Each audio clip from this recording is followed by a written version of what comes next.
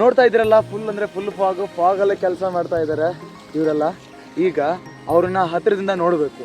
ಅಲ್ಲಿ ಒಳಗಡೆ ಹೋಗೋಕ್ಕೆ ನಮಗೆ ಪರ್ಮಿಷನ್ ಇಲ್ಲ ಅನಿಸುತ್ತೆ. ಆದರೂ ನಾನು ಬಿಡಲ್ಲ, ಹೋಗ್ತೀನಿ. ಎಷ್ಟಾಗುತ್ತೆ ಅಷ್ಟು ವೀಡಿಯೋ ಮಾಡ್ತೀನಿ, ನಿಮಗೆ ತೋರಿಸ್ತೀನಿ.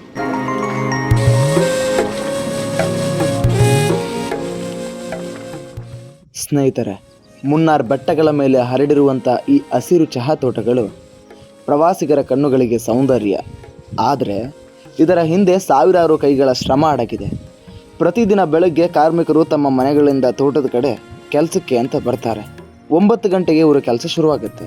ಅದನ್ನು ಗಾರ್ಡನ್ ಟೈಮ್ ಅಂತ ಕರೀತಾರೆ. ಕೆಲಸ ಶುರುವಾಯಿತು ಅಂದರೆ ಸುಮಾರು 7 ಗಂಟೆಗೂ ಹೆಚ್ಚು ಕಾಲ ಇವರು ಕೆಲಸ ಮಾಡ್ತಾರೆ. ಮಧ್ಯಾಹ್ನ 1 ಗಂಟೆಯ ಊಟದ ವಿರಾಮ ಬಿಟ್ಟರೆ ದಿನವಿಡೀ ಕೆಲಸ. ನಿರಂತರ ಬಿಸಿಲು, ಮಳೆ, ಚಳಿ ಯಾವುದನ್ನೂ ಲೆಕ್ಕಿಸದೆ ಇವರು ತಮ್ಮ ಹೊಟ್ಟೆಯ ಹಸಿವಿಗಾಗಿ ಕೆಲಸ ಮಾಡಲೇಬೇಕು.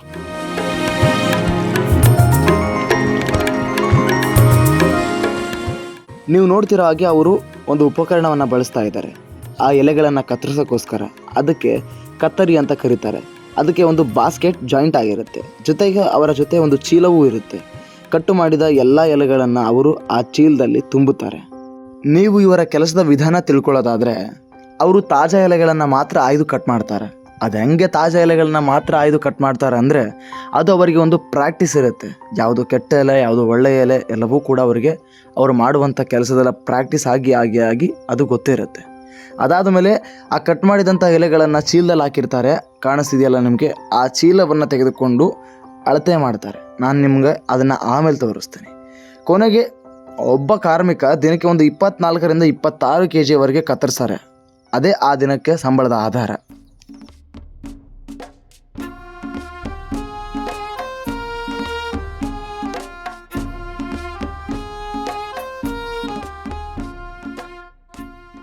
ಇವರ ಸಂಬಳದ ವಿಚಾರಕ್ಕೆ ಬಂದ್ರಿ ಅಂತಾದರೆ, ಮುನ್ನಾರ್ ಸೇರಿದಂಗೆ ಕೇರಳದ ತೋಟಗಳಲ್ಲಿ ಅಸ್ಸಾಂ ಮತ್ತು ತ್ರಿಪುರಕ್ಕಿಂತ ಹೆಚ್ಚು ಕೊಡ್ತಾರೆ. ಇಲ್ಲಿ ಒಬ್ಬ ಕಾರ್ಮಿಕನಿಗೆ ದಿನಕ್ಕೆ ಏನಿಲ್ಲ ಅಂದರೂ ಸರಾಸರಿಯಾಗಿ ಒಂದು 421 ರೂಪಾಯಿ ಸಿಗುತ್ತೆ. ಆದರೆ ಅಸ್ಸಾಂನ ಕಾರ್ಮಿಕರಿಗೆ 250 ಮಾತ್ರ ಸಿಗುತ್ತೆ. ಬಿಹಾರದ ಅಥವಾ ತ್ರಿಪುರದಲ್ಲಿ ಇನ್ನೂ ಕಡಿಮೆ, 175 ರೂಪಾಯಿ ಮಾತ್ರ. ಇದು ಒಂದೇ ದೇಶದೊಳಗೆ ಕೆಲಸ ಮಾಡ್ತಿರುವಂಥ ಕಾರ್ಮಿಕರ ಜೀವನದ ವ್ಯತ್ಯಾಸವನ್ನು ತೋರಿಸುತ್ತೆ.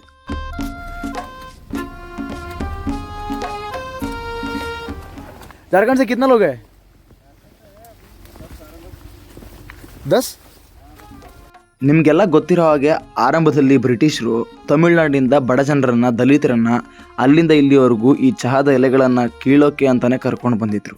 ಈಗ ಜಾರ್ಖಂಡು, ಅಸ್ಸಾಮು ಅಂತ ಬೇರೆ ಬೇರೆ ರಾಜ್ಯಗಳಿಂದ ಕೆಲಸ ಹುಡ್ಕೊಂಡು ಬಂದವರೇ ಜಾಸ್ತಿ ಇದ್ದಾರೆ. ಓ ಪೇಮೆಂಟ್ ಓಕೆ ಹೋತಾ ಹೈ ಸಮझ ಓಕೆ ಸ್ಯಾಟಿಸ್ಫೈಡ್. ಇಂಥ ವಾತಾವರಣದಲ್ಲಿ ಕೆಲಸ ಮಾಡುವಂಥ ಇವರ ಶ್ರಮಕ್ಕೆ ಮತ್ತು ಇವರು ಪಡುವಂಥ ಕಷ್ಟಕ್ಕೆ ಅವರು ಕೊಡುವಂಥ ಪೇಮೆಂಟು ಓಕೆ ಆದರೂ ಕೂಡ ಇದೇ ಸಂಬಳ ಅವರ ಮನೆಗೆ ಅನ್ನ, ಮಕ್ಕಳ ಶಿಕ್ಷಣ, ಕುಟುಂಬದ ಉಳಿದ ಅಗತ್ಯಗಳಿಗೆ ಮೂಲ ಆದಾಯ. ಆದರೆ ಇಷ್ಟೊಂದು ಶ್ರಮಕ್ಕೆ ಬರುವ ಹಣ ಬದುಕಿಗೆ ಸಾಕಾಗಲ್ಲ. ಆದರೂ ಪ್ರತಿದಿನ ಅವರು ಬೆಳಗ್ಗೆ ತೋಟಕ್ಕೆ ಕೆಲಸಕ್ಕೆ ಬರ್ತಾರೆ. ಏಕೆಂದರೆ ಬೇರೆ ದಾರಿ ಇಲ್ಲ.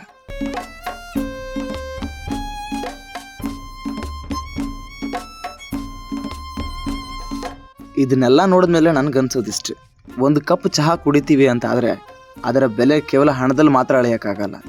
ಯಾಕಂದರೆ ಅದರೊಳಗೆ ಅಡಗಿರೋದು ಈ ಕಾರ್ಮಿಕರ ಬೆವರು, ಇವರ ಶ್ರಮ, ಇವರ ಬದುಕಿನ ಹೋರಾಟ. ನಾವು ಅವರಿಗೆ ತಕ್ಕ ಗೌರವ ನೀಡಲಿಲ್ಲ ಅಂತಾದರೆ ಈ ಹಸಿರು ತೋಟಗಳ ಸೌಂದರ್ಯವೂ ಅರ್ಥ ಕಳ್ಕೊಳ್ಳುತ್ತೆ. ಪ್ರವಾಸಿಗರು ಮುನ್ನಾರ್ಗೆ ಬರುವಾಗ ಹಸಿರಿನ ಹೊದಿಕೆಯಂತೆ ಹಬ್ಬಿಕೊಂಡಿರುವಂಥ ಈ ತೋಟಗಳನ್ನು ನೋಡ್ತಾರೆ, ಸೆಲ್ಫಿ ತಗೊಳ್ತಾರೆ, ವಿಡಿಯೋ ಮಾಡ್ತಾರೆ. ಆದರೆ ಅವರ ಕಣ್ಣಿಗೆ ಕಾರ್ಮಿಕರ ಬೆವರು ಕಾಣಲ್ಲ. ಅವರು ಕುಡಿಯುವ ಪ್ರತಿಯೊಂದು ಕಪ್ ಚಹಾದ ಹಿಂದೆ ಈ ಕಾರ್ಮಿಕರ ಬದುಕಿನ ಕಥೆ ಅಡಗಿದೆ ಎಂಬುದನ್ನು ಎಲ್ಲರೂ ಮರ್ತೋಗ್ಬಿಟ್ಟಿರ್ತಾರೆ.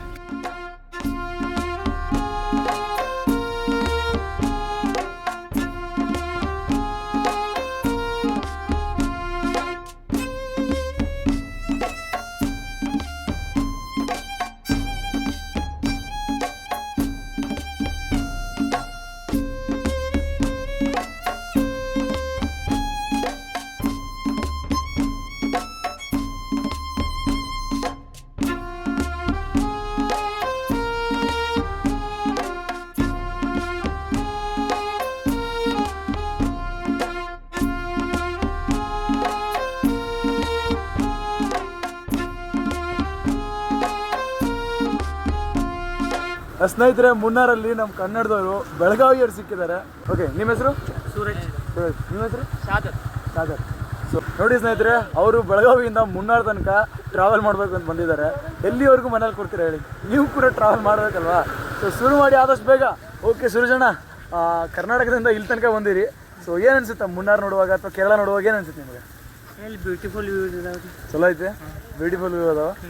ಥ್ಯಾಂಕ್ ಯು ಅಣ್ಣ, ಥ್ಯಾಂಕ್ ಯು ಸೊ ಮಚ್.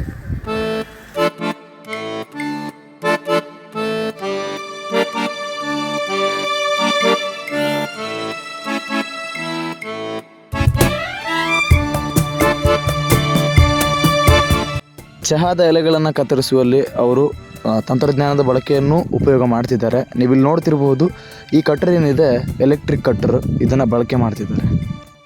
ಫೀಲ್ಡಲ್ಲಿ ಎಲ್ಲರೂ ಕಟ್ ಮಾಡ್ತಾ ಇದ್ರು, ನೀವು ನೋಡಿದ್ರಲ್ವಾ? ಕಟ್ ಮಾಡಿದಿನ ತಂದು ಇಲ್ಲ ಹಾಕ್ತಾ ಇದ್ದಾರೆ ನೋಡಿ. ಸೊ ಅಲ್ಲಿ ಹಾಕಿದ್ದನ್ನ ಇಲ್ಲಿ ಗಾಡಿ ಬಂತಲ್ವಾ, ಆ ಗಾಡೀಲಿ ತುಂಬಿ ಲೋಡ್ ಮಾಡಿ ಅದನ್ನು ಫ್ಯಾಕ್ಟ್ರಿಗೆ ತಗೊಂಡು ಹೋಗ್ತಾರೆ.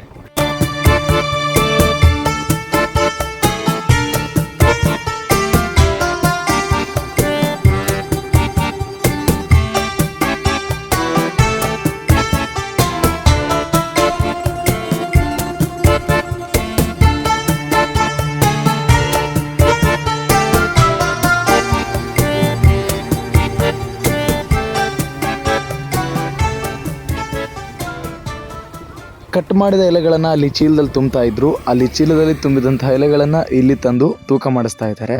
ನೀವು ನೋಡ್ತಿರ್ಬೋದು, ಇಲ್ಲಿರುವಂಥ ಎಲ್ಲರಿಗೂ ಕೂಡ ಅವರವರದ್ದೇ ಆದಂಥ ID ಕಾರ್ಡ್ಗಳಿದ್ದಾವೆ.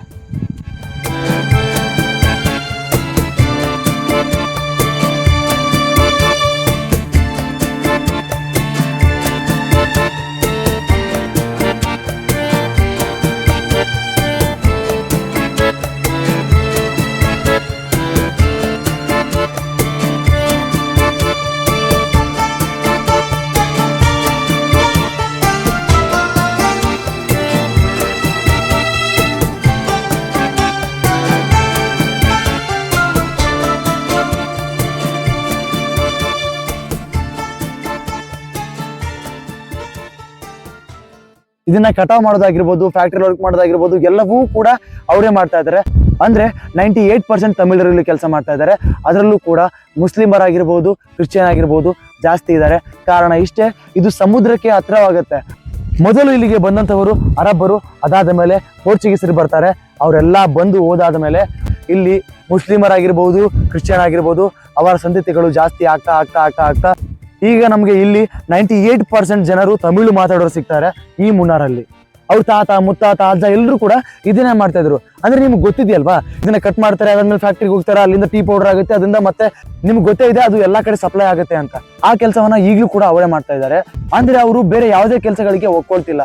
ಕಾರಣ ಇಷ್ಟೇ, ತಮ್ಮ ತಾತ, ಮುತ್ತಾತ, ಅಜ್ಜರೆಲ್ಲ ಇದನ್ನೇ ಮಾಡ್ಕೊಂಡ್ ಬಂದಿದ್ದಾರೆ, ಅವರು ಇದನ್ನೇ ಮಾಡ್ತಾ ಇದ್ದಾರೆ. ಅವರು ಎಜುಕೇಶನ್ ತಗೊಳ್ತಾ ಇಲ್ಲ ಅಂತಲ್ಲ, ಅವರು ಎಜುಕೇಶನ್ ತಗೊಳ್ತಾ ಇದ್ದಾರೆ, ಆದ್ರೂ ಕೂಡ ಇದೇ ಕೆಲಸವನ್ನ ಮಾಡ್ತಾ ಇದ್ದಾರೆ. ನಿಮ್ಗೆ ಹೇಳಿದ್ರೆ ಶಾಕ್ ಆಗ್ಬೋದು, ಈಗ ಸದ್ಯಕ್ಕೆ ಇಲ್ಲಿ 5 ಲಕ್ಷಕ್ಕಿಂತ ಹೆಚ್ಚು ಜನ ಕೆಲಸ ಮಾಡ್ತಾ ಇದ್ದಾರೆ. ಈ ಚಹಾದ ಗಿಡದ ಎಲೆಗಳನ್ನ ಕಟ್ ಮಾಡುವಂತಹ ಜನರು 5 ಲಕ್ಷಕ್ಕಿಂತ ಹೆಚ್ಚಿದ್ದಾರೆ. ಅವರೆಲ್ಲರೂ ಕೂಡ ತಮಿಳರು. ಮತ್ತೆ 5 ಜನರೇಷನ್ ಇಂದ ಅವರು ಇಲ್ಲಿ ಕೆಲಸ ಮಾಡ್ತಿದ್ದಾರೆ. ಈ ಮುನ್ನಾರ್ ಏನಿದೆ, ಲಿಂಗ್ವಿಸ್ಟಿಕ್ ಮೈನಾರಿಟಿಯಿಂದ ಕೂಡಿರುವಂತಹ ಜಾಗ. ಇಲ್ಲಿ ಮೈನಾರಿಟಿ ಪೀಪಲ್ಸ್ ತುಂಬಾ ಅಂದ್ರೆ ತುಂಬಾ ಜಾಸ್ತಿ ಇದ್ದಾರೆ. ಆಲ್ಮೋಸ್ಟ್ ಇಲ್ಲಿರುವಂತಹ ಎಲ್ಲ ಜನರು ಕೂಡ ತಮಿಳ್ ಮಾತಾಡ್ತಾರೆ ಅಂತ ಹೇಳಿದ್ವಿ. ಅಂದ್ರೆ ಇಲ್ಲಿರುವಂತವ್ರು ಎಲ್ಲರೂ ಕೂಡ ವರ್ಕ್ ಮಾಡ್ತಾ ಇದ್ದಾರೆ. ಆದ್ರೆ ತುಂಬಾ ಜನಕ್ಕೆ ಈ ವರ್ಕ್ ನ ಬಿಟ್ಟು ಬೇರೆ ವರ್ಕ್ ಮಾಡ್ಬೇಕಂತ ಆಸೆ. ಹಂಗಾಗಿ ಬೇರೆ ಬೇರೆ ದೇಶಗಳಿಗೆ ಹೋಗೋದು, ಬೇರೆ ಬೇರೆ ಕಡೆ ಹೋಗೋದು, ಶ್ರೀಲಂಕಾಕ್ಕೆ ಹೋಗೋದು, ಆ ತರದ ಪ್ರಯಾಣವನ್ನ ಈಗ ಇಲ್ಲಿಯ ಜನರು ಶುರು ಮಾಡ್ಕೊಂಡಿದ್ದಾರೆ. ನಾನೊಬ್ಬರಿಗೆ ಒಂದು ಪ್ರಶ್ನೆಯನ್ನ ಕೇಳಿದೆ. ಅವರು ಇಲ್ಲಿಯವರೇ, ಮುನ್ನಾರ್ ಅವರೇ, ದೀಪಕ್ ಅಂತ ಹೇಳಿ. ಅವ್ರು ಹೇಳಿದ್ರು, ನಾವು ಇದೇ ವರ್ಕ್ ನ ಮಾಡ್ಕೊಂಡಿರ್ಬೇಕಾಗಿದೆ, ಇಲ್ಲಿಂದ ನಮಗೆ ಮೂವ್ ಆಗಕ್ ಆಗ್ತಿಲ್ಲ, ನಾನು ಎಜುಕೇಶನ್ ಪಡ್ಕೊಂಡಿದ್ದೀನಿ, ನಾನು ಎಜುಕೇಟೆಡ್, ಆದ್ರೆ ನನಗೆ ಮೂವ್ ಆಗಕ್ ಆಗ್ತಿಲ್ಲ ಅಂತ ಹೇಳಿದ್ರು. ಅದಕ್ಕೆ ನಾನು ಕೇಳಿದೆ, ಯಾಕೆ ಆಗ್ತಿಲ್ಲ ಅಂತಂದೆ. ನಿಮಗೆ ಗೊತ್ತಿದೆ, ಒಂದಿಷ್ಟು ಸೋಷಿಯಲ್ ಪ್ರಾಬ್ಲಮ್ಸ್ ಇದಾವೆ, ಮತ್ತೆ ಒಂದಿಷ್ಟು ಎಕನಾಮಿಕಲ್ ಪ್ರಾಬ್ಲಮ್ ಇದಾವೆ ಅಂತ. ನೀವು ಅರ್ಥ ಮಾಡ್ಕೊಳ್ಳಿ, ಅವ್ರು ಹೇಳಿರುವಂತ ಎರಡೇ ಮಾತಾಡಿ ತುಂಬಾ ಅಂದ್ರೆ ತುಂಬಾ ಅರ್ಥ ಇದೆ. ಇಲ್ಲಿ ನೋಡಿ ಸ್ನೇಹಿತರೆ, ಮಳೆನೂ ಬರ್ತಾ ಇದೆ, ಬಿಸಿಲು ಇದೆ, ಫಾಗು ಇದೆ. ಎಲ್ಲವನ್ನು ಒಂದೇ ಬಾರಿ ನೋಡಿ ಆನಂದ ಪಡುವಂತಹ ಭಾಗ್ಯ ಯಾರಿಗೆ ಸಿಗುತ್ತೆ ಹೇಳಿ? ನೋಡಿ,